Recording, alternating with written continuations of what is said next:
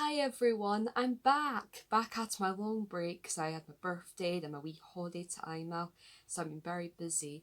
But now I'm back for another blog, which I hope you guys are excited about, as I can't wait to film the blog. So I finally got a break to film a blog, finally got a chance to. So my new blog is going to be on my autism diagnosing process and how it all went for me. So I hope you guys enjoy this and find it interesting. And yeah, make sure to give this video a thumbs up if you enjoyed it, and make sure to subscribe to my channel for more content. So basically how my autism diagnosing kind of like started was that mum was the first person to expect that I might have autism, because whenever we'd like point at cars, one time there was like a car we were pointing at it, one was red, one was blue, and mum was like, what colour is the car? And I was like, oh, it's blue or something like that, and mum was like, no, it's red. And the reason being was because I did know what the colour of the car was. I know the colour of the car was red, but because I'm not good at following arrows, that was part of the reason why I couldn't figure it out. And as autistics, we usually struggle to follow arrows, like where people are pointing. We usually struggle with directions and things like that. So that was the first time mum kind of expected, oh, maybe Lauren might be autistic. It wasn't just on that, but that was kind of like part of the reason. And she was right, wasn't she? Also didn't know at the time, but she kind of expected that I may have it, but she wasn't 100% sure. But this is like the first main reason that made her think, well, maybe she has it, possibly. So the first autism test I ever had was in my first year of primary school when I was about 5. And basically they brought some toys out and whatever, and they're trying to see if we were interested in playing with toys or not, or something like that.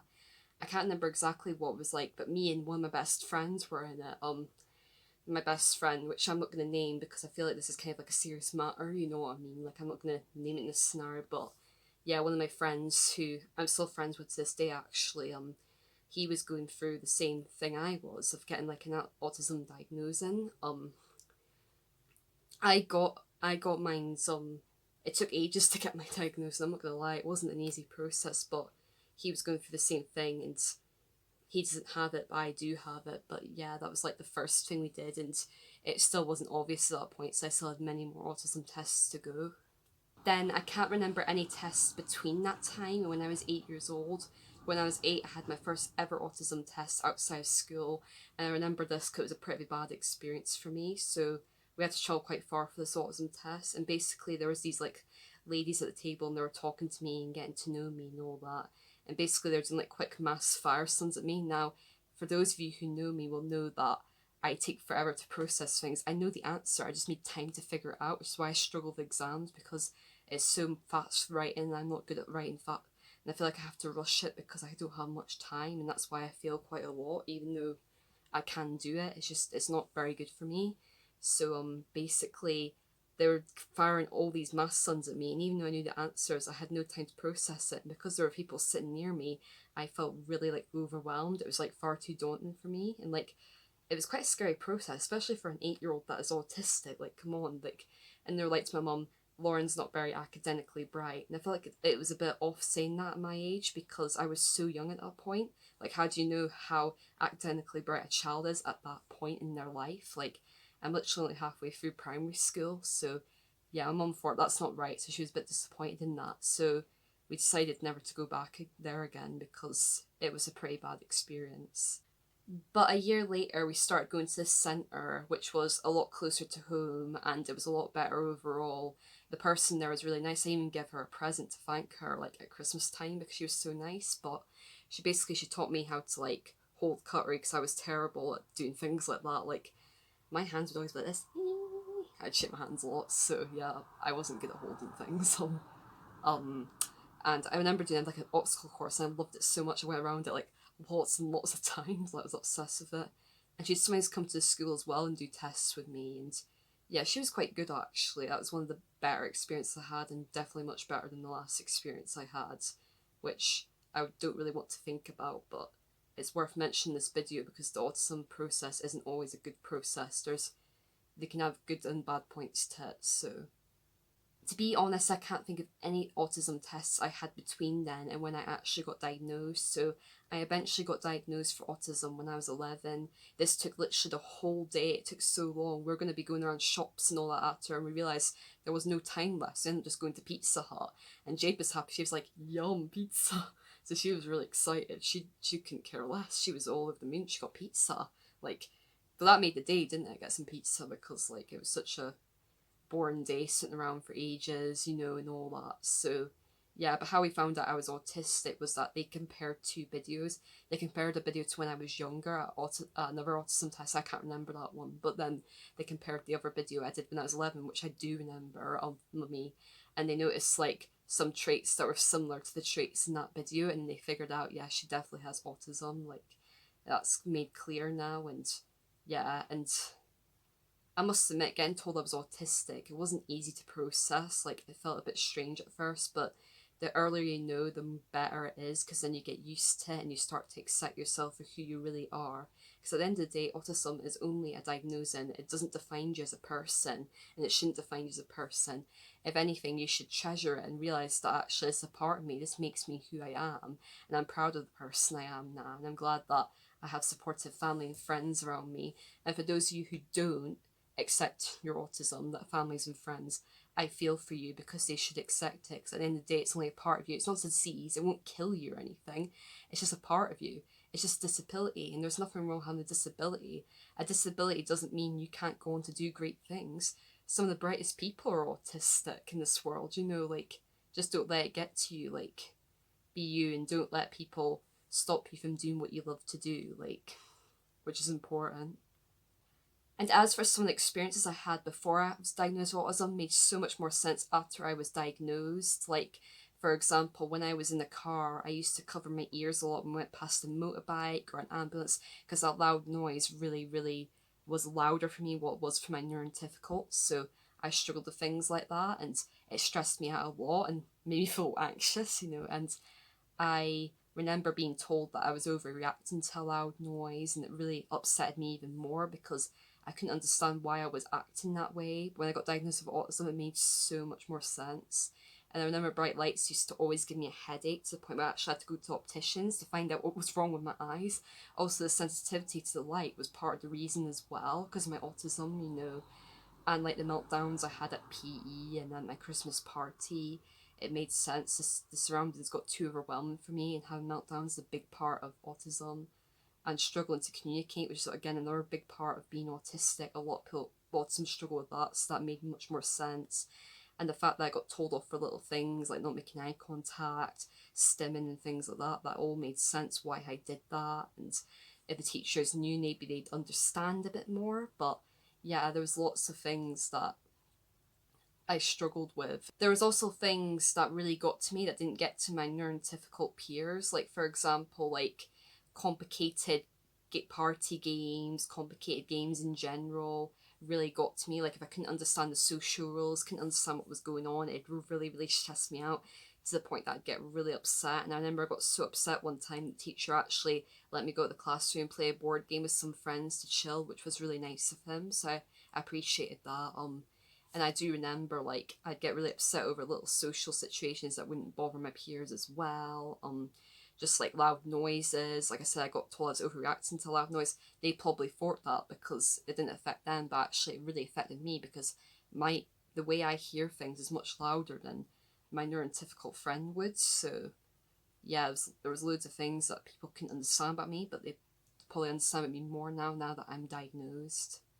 So the year after I was diagnosed as being autistic, around about the end of primary school, I got told about a nemo group and how they really advised me to go to it, so it helped me with my social skills and helped me with my anxiety and stuff like that. So I went to it, but I got so stressed out about it. I remember biting off my whole nail, which was absolutely terrible. Because I was just so nervous, because it was a totally new environment for me with new people, and like it's something I wasn't used to. And I don't know why I got so stressed out about it, because after all, it was great. It was very relaxing. We just sat on beanbags, did some activities. There was nothing stressful about it. It was just to help me with social skills. But at the time, I was like, it was just very stressful for me. To be honest, this is the part I feel a bit sick about. So basically, about a few months after I started high school. Basically, I was going to go to this group, but it was way too far away to me, to the point that I couldn't go to it. But it's to help with like anxiety and stuff like that, and that's what I really need help with, more than my education and all that. But we couldn't get to it. And then they just decided to sign me off help. I didn't need any help anymore or anything. But the thing is, there was more help for the parents than the actual autistic person. When the autistic person's the one that wants the help, they need the help, you know what I mean? And like, we can speak for ourselves, you know, we can tell you what we need help with, but they don't let us speak for us, which really annoys me. And what also annoys me is that once an autistic person reaches 18, there seems to be a lot less support for them, which I think is ridiculous. Like, every autistic person should be entitled to help throughout their whole lives, no matter what. And I think it's just ridiculous that the help goes away. What about that person with autism really struggles? What happens when their parents dies? What happens when, like, they get older? What happens? You know what I mean? Like, if they don't get that support, their life could go completely downhill. When it's such a shame, because they could be the brightest person ever. They could be really nice. And the amount of people with autism that don't get hired for jobs is ridiculous. The job list is like down there. Like, a lot less people with autism are in jobs than neurotypicals, which I think is ridiculous, because some of them, like, they're so bright. There's so many bright autistic people that it's a shame that our talents just get overlooked and all that. So it does make me feel a bit sick to think they've got signed off help, because it's basically like saying, oh, you don't struggle anymore, it doesn't matter, you've can't find any group so well. That's how it came across to me. And at the time I thought, yes, I can be more normal now, and I can be like my peers and be all cool and everything, and I don't have to be autistic anymore. But actually it just annoys me now, because I've accepted myself for who I am now. I've accepted myself for being autistic. So, like, I know a lot of autistic people struggle now, especially with meeting other autistics, you know, as I've gotten older, as more and more people are getting diagnosed with it now, because it's getting more and more known now. But yeah, it does really frustrate me how the lack of help autistics get, especially in adulthood.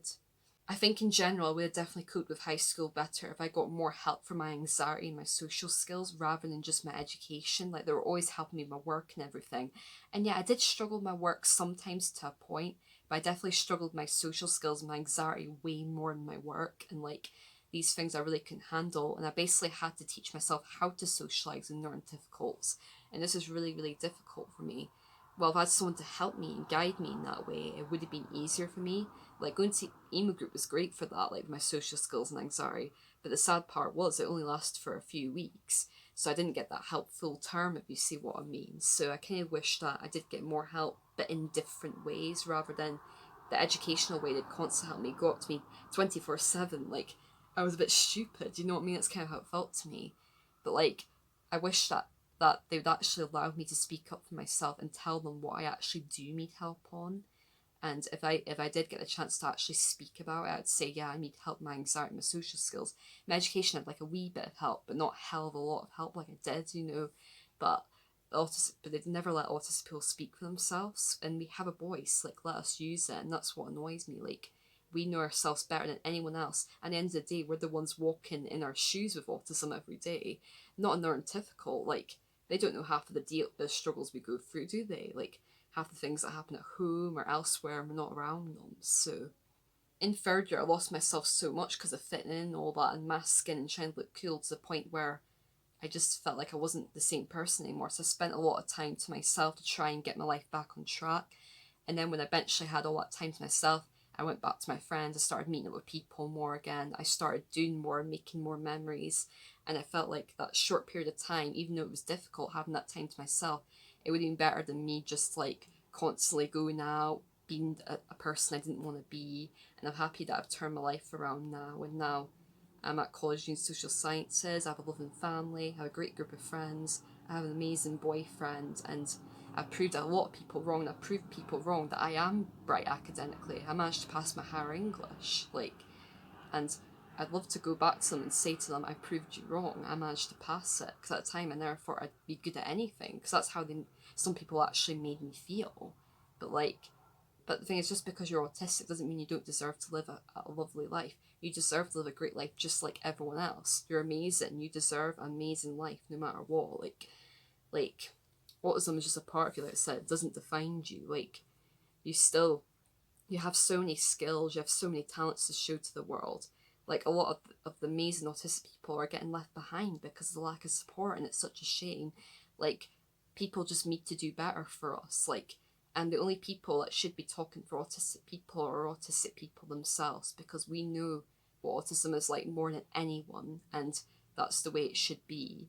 And yeah, I'd love to help autistic people in the future and give them the help they need and let them speak for themselves, and just like be nice to them and just let them do what they want to do and let them live the life they want to live, because at the end of the day, we're the same people and we should be treated the same as everyone else, because we are great. Like, if you treat us like kids, that's ableist, you know what I mean? You got to treat us like we're like the grown-ups that we are, because autistic people become grown-ups, we all do adult stuff just like other people. And that's what people need to realise, that we're worthy of living in this world and we're deserving of living in this world. Thank you guys for watching my blog on my autism diagnosing process. I really hope you guys enjoyed this blog and found it very educational. But yeah, I'll be back next week for a fun blog, which I'm really excited about, so stay tuned for that. But yeah, I'll see you guys later. Bye for now.